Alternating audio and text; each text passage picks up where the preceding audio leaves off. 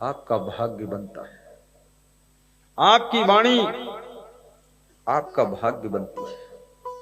आपका स्वभाव आपका भाग्य बनता है। आपका चरित्र आपका भाग्य बनता है। जैसे अभी देख रहे हैं आप कि श्रद्धा का मर्डर हो गया। कोई श्रद्धा थी, उसका मर्डर हुआ। और कोई थी एक अभी जिसके 35 टुकड़े हुए, उसका नाम भूल गया है। वही श्रद्धा है। चलो, श्रद्धा के 35 टुकड़े हुए। अब लोग सोचते हैं इसमें श्रद्धा की भी गलती है। अनावश्यक किसी के रूप सौंदर्य में मोहित होकर अपना घर छोड़कर उसके साथ भाग जाना, लव मैरिज करना और खेत में मैरिज कर लेना, पेड़ के ऊपर चढ़ के मैरिज कर लेना। तो 35 टुकड़े होंगे, 75 भी हो सकते हैं।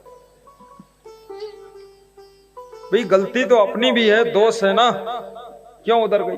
फिर ये श्रद्धा के 35 टुकड़े सुनने के बाद भी क्या बाकी जो श्रद्धा बची है वो संभल जाएंगी? बिल्कुल नहीं संभलेंगी। वो सब वही बात। एक कुत्ता सड़क पर ट्रक के नीचे कुचलकर मर गया, तो बाकी कुत्ते क्या सीख लेते हैं कि उधर नहीं जाना? वो सब फिर उसी में घुसते। विवेक करो, कोई बाल बांका नहीं कर सकता है।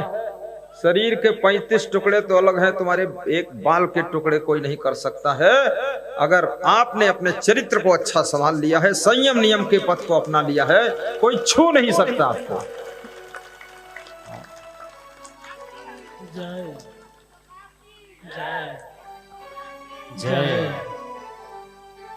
इसलिए बेटियों से मैं निवेदन करूंगा, तुम इस मॉडल की श्रद्धा मत बनना। तुम तो ऐसी श्रद्धा भक्ति बनो। शिवरी पंपा सरोवर के किनारे कुटिया बनाकर रहती थी, कोई छू नहीं सका था उसे। लक्ष्मण रेखा के अंदर जब रावण पांव बढ़ाता था तो आग में जल जाता था, तुरंत आग पैदा होती। तेज था सीता जी का। और लक्ष्मण की रेखा, हाथ बढ़ाता तो हाथ जल जाता था। लेकिन जब उस रेखा से सीता जी बाहर आ गई तो फट से रावण ने पकड़ लिया, उठा लिया। याद रखना, नियम संयम की रेखा के अंदर जब तक आप हैं, कोई आपको छू नहीं सकता, वो भस्म हो जाएगा। यही लक्ष्मण रेखा है। मर्यादा की रेखा में जब तक आप हैं, कोई कुछ नहीं। टुकड़ा तो करना अलग है, वो खाक हो जाएगा। सभी बेटियों से मैं कहूंगा, आपसे कोई भूल होगी, बेटों से भी कहूंगा आपसे कोई चूक होगी, आपके माँ बाप, आपके भाई बहन को बहुत गहरा दुख होगा। इसलिए ये इंद्रियों के भोगों में कोई लड्डू नहीं रखे हैं।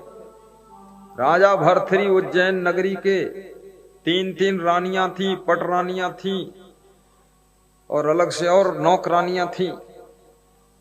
उसके बाद भी सुख नहीं मिला। तब उन्होंने भक्ति का मार्ग पकड़ा था, साधु बन गए, कमंडल लेकर निकले थे। ये इंद्रियों के भोगों में सुख नहीं है, ये पक्का विश्वास कर लेना। अभी बॉम्बे की एक माता जी कह रही थी, ये चमड़ी के भोगों में कोई सुख नहीं, इसमें अज्ञानता बस फंस गए तो फंस गए, नहीं तो सुख अगर है तो केवल भक्ति भजन में ही सुख है।